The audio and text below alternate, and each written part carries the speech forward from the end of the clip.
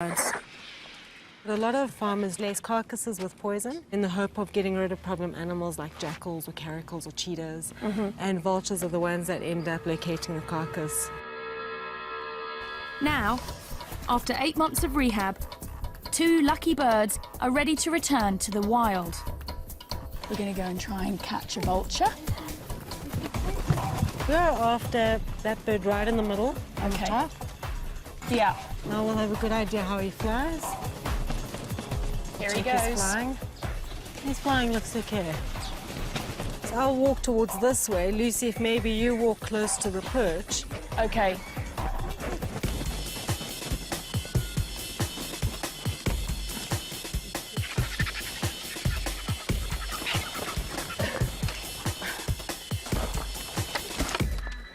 Well, he's quite a small guy. Do you want to try and grab him?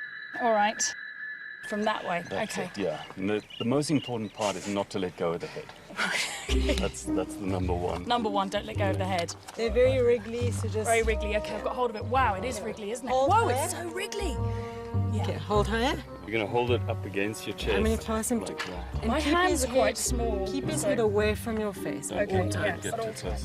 Okay, now you're going to hug him. So I'm going to pass him to you. You're going to kind of hug him. Okay. Okay, you okay there? Yeah, just. Whoa, he's strong. Okay. Have vulture will travel. Going to turn into the narrow tar road. You follow that all the way up. We take our birds to a spot where they can join other Cape vultures in one of the last surviving colonies. These birds only live in southern Africa.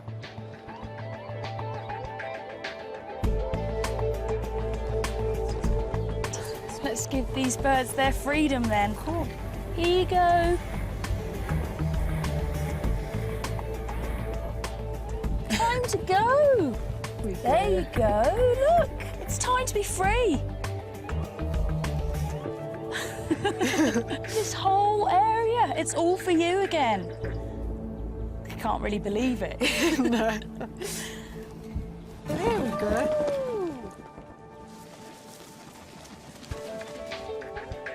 Straight off and heading for home.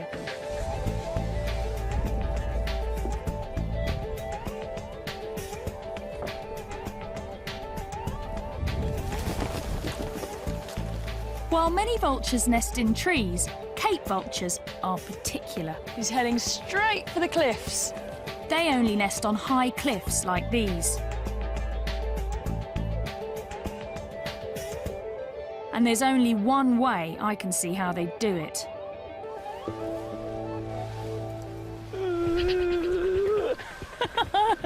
I'm a little bit nervous. I didn't feel nervous until I saw the wall of cliffs. I thought, oh yeah, right, I'll be jumping off that then, won't I?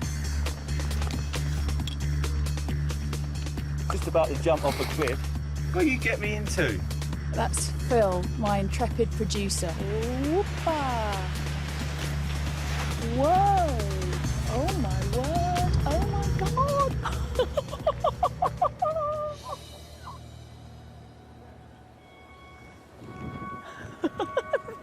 They're gone, and there's 2 vultures. What people know about vultures is that they're fantastically ugly. But what people don't really know is that they're the world's highest flying bird. And in fact, one vulture even crashed into a jet at 37,000 feet. I'm hoping we don't have to go that high. We won't be going that high, will we? No, not today. You promise? Okay. Paragliding reveals how surprisingly curious and social the vultures are. You can see the birds coming out and joining them already. Oh, wow! They get to know you and they actually enjoy flying with you, so they'll follow you around. To sort of play with you. Yeah. Combination of nervousness and excitement, the likes of which I haven't had ever, I don't think. All right, we're going to go. Okay. And let's go.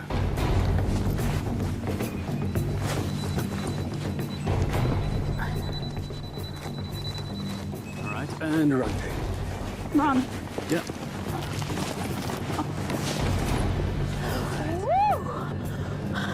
All right, well, how does that feel?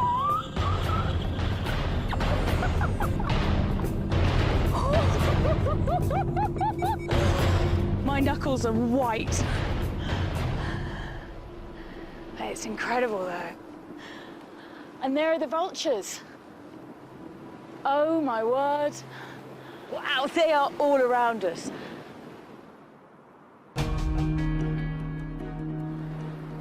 And they do seem like they're hanging around with us, enjoying the ride.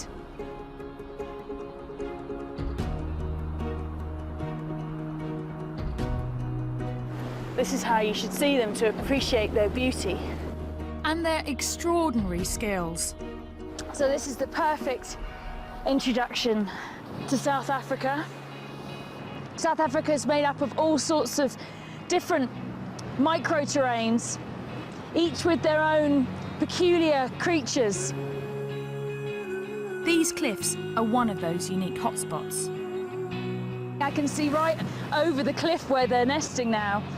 It's 25% of the world's Cape vultures are nesting in these cliffs.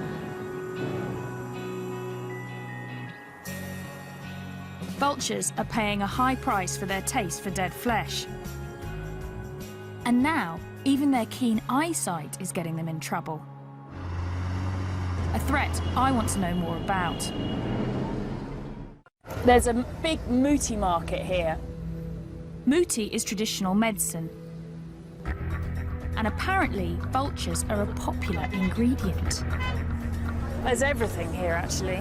There's a lot of herbs and plants, and then just a lot of unidentifiable bits of animal.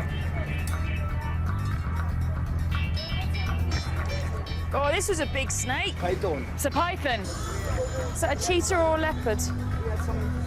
Here you've got a whole baboon. That's what. You've got a lot of stuff, haven't you? Yeah, with a lot of stuff. This is the wheels for the vulture. That's a wing of a vulture. Yeah. Oh my God. Okay. What's your best stuff? What's your biggest seller? Vulture brains. People want vulture brains. That's the big seller, is it? Yeah. How to use And- this one? You can make powder. Yeah. And then you can put here. And Okay. then you can smell. It helps so you can see to the future, you can see what's coming, and they can give you this to open up your mind. Dimi was once a student of all this, and I've asked her to be my guide. Also, it's good for gamblers. Yeah, it's good for the lotto. The lotto number. Lotto number. Right, okay. As if it wasn't bad enough that they got farmers poisoning them, they're also getting their brains sniffed in order to win the lotto. The belief is that the traits of the animals transfer to the buyers. The vulture's got amazing eyesight and makes you be able to sort of see into the future. So, Dimi, can you help me? Does he understand that the vultures are endangered and that there's not many vultures left? Okay, ufungwazi ukuthi mhlambe ngevulture wangifana noma usala ngembuzi nge-A1. Yeah, I know. Yeah, it's true. But it's a business. Yeah. It worries him, but it's a business. It's part of a tradition begun centuries ago, before other threats put these animals in so much danger. There are clearly an awful lot of endangered species here. This is a scale of a pangolin. I love pangolins. Pangolin scale. A pangolin scale is said to protect you from evil, wrapping you in armour like the animal itself. In 2011, at least 8,000 of these bizarre mammals were seized from black marketeers. Some of them want their scales, while others are after their meat. In China, it's considered an exotic delicacy. They may be the weirdest of the Freaky Five, and I'm not leaving Africa until I've seen one.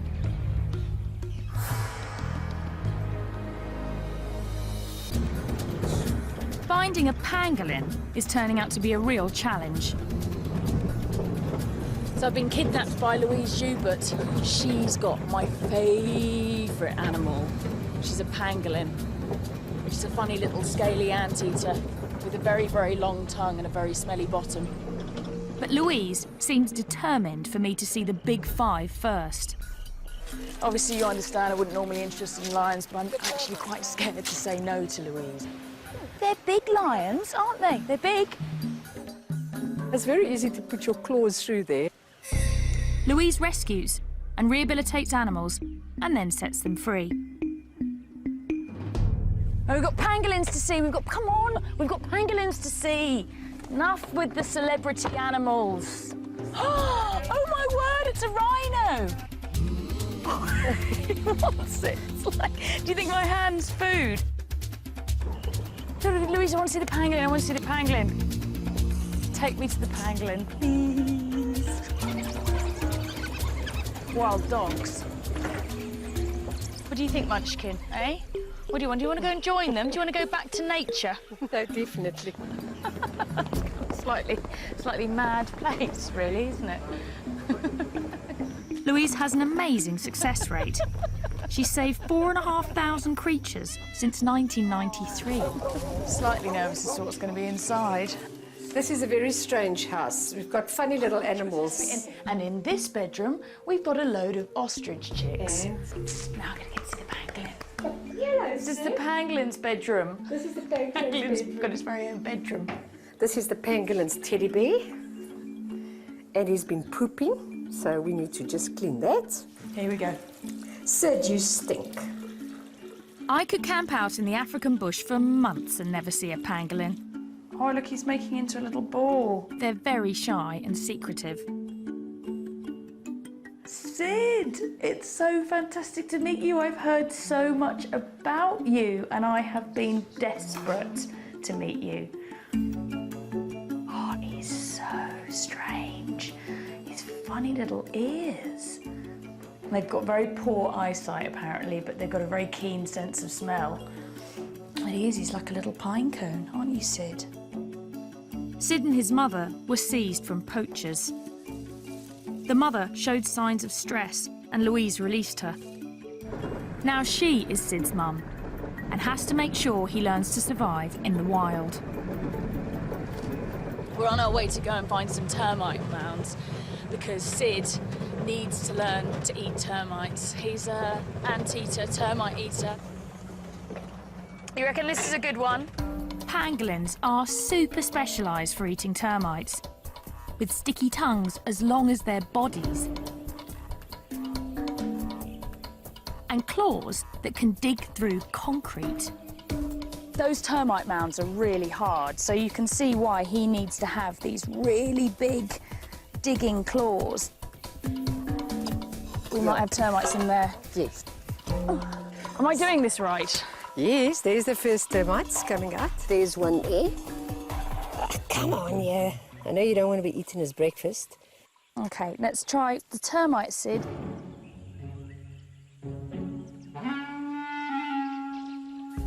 Come on, Sid, there's a termite. The termite, Sid, is there, right in front of your nose. No, okay. It's there. There it is. Look. Look there. Look. Look, termite. That way. Possibly still too small. We don't even know which particular type of termites he likes, or ants, or whatever, but we'll find out. Yeah. Soon, Sid should be able to sniff out termites from hundreds of metres away, and hopefully other pangolins. They communicate to each other by leaving scents from a gland in their bottom. And that's how that smells very bad to humans, but probably smells fantastic to other pangolins. And so this just must be a crazy amount of new smells going on out here. See how he can curl like that into a ball? That's their defense, is that he can curl right up like that. It's the perfect time for Sid to start hunting for termites. They're emerging from their underground hideouts because the rainy season is starting. Look at that, big storm. But I'm afraid the weather will send the next of the Freaky Five running for cover. That's that pre-storm wind, here it comes. It's been so hot all day, and now this wind started up, and that always means, that, yeah, I can start to feel it now. It's suddenly the temperature has just dropped. I might go inside the car, actually. And There's a hailstorm. Even the weather's odd. And it's going to make finding the crazy lizard I need to see next a little bit insane.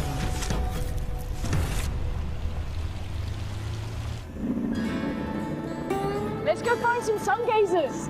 We've travelled in search of this incredibly rare lizard, and hardly anything is known about it, except for the fact it's called a sun gazer. That's a burrow.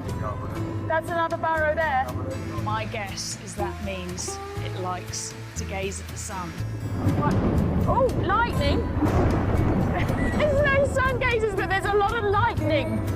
If we were looking for lightning gazers, we would have chosen the perfect day.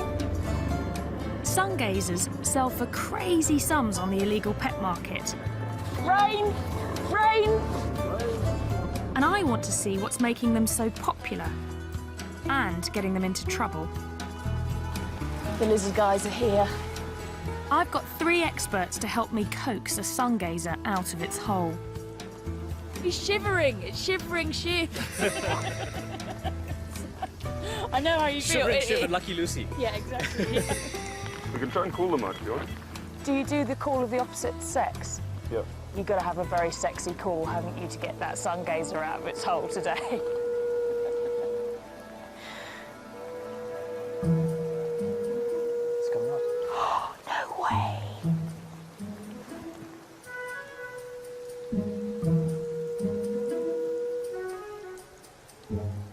I'm just messing with you. Oh, I was all excited. I did think it was weird. I was thinking to myself, they really make that noise? I'm thinking, well, I don't know, I'm in South Africa, I've never been here before. It's like anything could happen, but... Luckily, the lizard men have some they're studying that they want to release. In this bag, the Holy Grail, the famous sun gazer lizard. Wow, he's cool. Look, he's so thorny. She. Look at her. These sharp spikes help make the sun gazer a hit in the pet trade. They're there for protection. These spines, these are the occipital spines, and these are what they stick into the roof of their burrows, so they can't be dislodged. I see, so their defense is to sit in the burrow with the head down, the tail sticking out, and then if a meerkat or something comes along and tries to yank one out, these spines around the head yank on, and then they can't pull them out. The burrow's also for defence. And we want to return this girl to hers. There it is. This one's a really nice hole. I would like to live in there. Would you? No, look at it. I mean, it's got a nice runway. It's well furnished. Not too long grass. What, 2 bathrooms? These guys want to learn as much as they can because no one knows how many are left in the wild. This lizard is only found in this tiny area, isn't it? They're found only in the South African highlands. They're very rare. They look incredibly fierce, but they're really very passive and easy to handle. It's a recipe that some exotic pet owners can't resist. Look at these spines and look at these spikes. They're like living dragons, really. There's nothing else that looks like this. Apart from you this morning when you turned up with your hair, actually. You looked quite like you styled yourself like a sun gazer. You know, you say owners start looking like their pets, and you start looking like your study animal after enough. OK, well, listen, madam, you're going to go off and you're going to find yourself a boyfriend and make lots of little baby lizards. Go! On your marks. Get set. Go! Go on, girl. Go on. Yeah. You like lizards quite a lot though, don't you, Shiv? Very much. Yeah, because I've seen your earring. It's a bit of a giveaway. Yeah. When you get into a project like this, you want to be the saviour, kind of. I think you'll be the saviour of the lizards. Well, I hope so.